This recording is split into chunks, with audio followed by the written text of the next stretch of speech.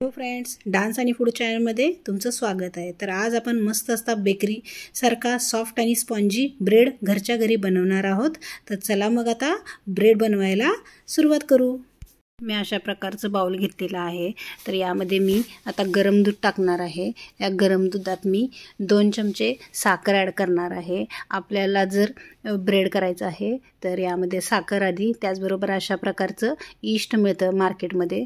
तर यामधलं 1 चमचा ईस्ट मी यामध्ये टाकून याला छान मिक्स करून घ्यायचं आहे. तुम्ही छान मिक्स करून घेतला तर हे लवकर फर्मनंट होतं. हे मी अशा प्रकारे मिक्स करून घेतलेलं आहे. आता याला एक 15 मिनिटं आपण झाकून ठेवणार आहे, म्हणजे हे फर्मनंट होईल. तुम्ही बघू शकता हे आपले ईस्ट छान असं फर्मनंट झालेलं आहे. तुम्ही ईस्ट फर्मनंट झाल्याशिवाय ब्रेड करायला घेऊ नकात. तर अशा प्रकारे ईस्ट फर्मनंट झालेलं आहे. यामध्ये मी 3 चमचे मिल्क पावडर टाकणार आहे, कारण आपला मिल्क ब्रेड आहे. त्याचबरोबर 2 वाटी मी मैदा घेतलेला आहे आणि आता हा चाळून घेणार आहे मी. यामध्ये मी थोडंसं मीठसुद्धा टाकणार आहे. आता हे बॅटर आपण मिक्स करून घेणार आहे. जर तुम्हाला पूर्ण दूध टाकून हे बॅटर करायचं असेल तर तुम्ही दूध टाकून सुद्धा हे बॅटर मळू शकता. मी आता यामध्ये थोडंसं कोमट पाणी टाकून हे बॅटर मिक्स करून घेणार आहे.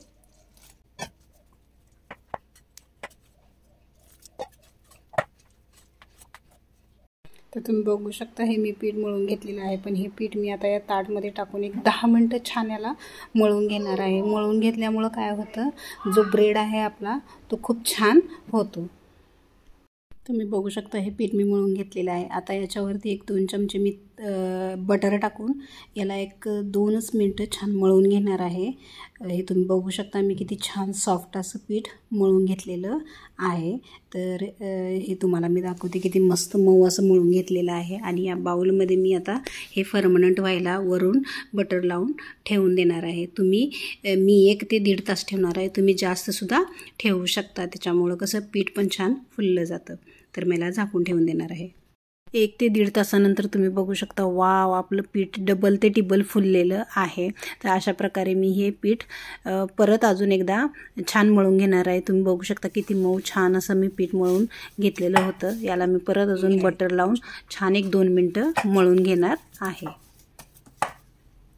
आता या ट्रेला मी तेल ग्रीस करून घेत आहे. हा आता हे पीठ घेऊन आपल्याला एक लाटी लाटायची आहे. मी चॉपिंग बोर्डवर लाटत आहे. मी लाटण्याला तेल लावून आपल्याला अशा प्रकारे लाटी लाटून घ्यायची आहे. तुम्ही किचन वाट्यावर सुद्धा करू शकता. त्याचबरोबर याला असं फोल्ड करत चिपकवत असे आपल्याला असा गोळा करून घ्यायचा आहे. आणि हा केक टिनमध्ये ठेवून आपल्याला एक अर्ध्या तासासाठी झाकून आपल्याला हे पीठ फुलण्यासाठी ठेवायचं आहे. तुम्ही बघू शकता हे आपलं पीठ किती छान असं फुललेलं आहे. आता यावर मी आता हे दूध लावत आहे. दूधने कसं ब्रेडला छान असा कलर येतो, त्याच्यामुळं मी यावरती दूध लावत आहे. मी हे अर्धा तास असंच ठेवलं होतं, म्हणजे अर्धा तास याला फुलू दिलं होतं. तुम्हाला जास्त फुलवायचं असेल तर तुम्ही याला जास्त वेळसुद्धा ठेवू शकता, 1 तास, पाऊण तास वगैरे. तर अशा प्रकारे याला मी आता OTGमध्ये 180 डिग्रीवर ठेवून देणार आहे आणि आपला ब्रेड बेक करून घेणार आहे. हा ब्रेड OTGमध्ये 180 डिग्रीवर 15 ते 20 मिनटं बेक करून घेणार आहोत. 15 ते 20 मिनटांनी तुम्ही बघू शकता आपला ब्रेड किती छान असता झालेला आहे. आता OTG बंद करून आपला हा ब्रेड आपण काढून घेऊया.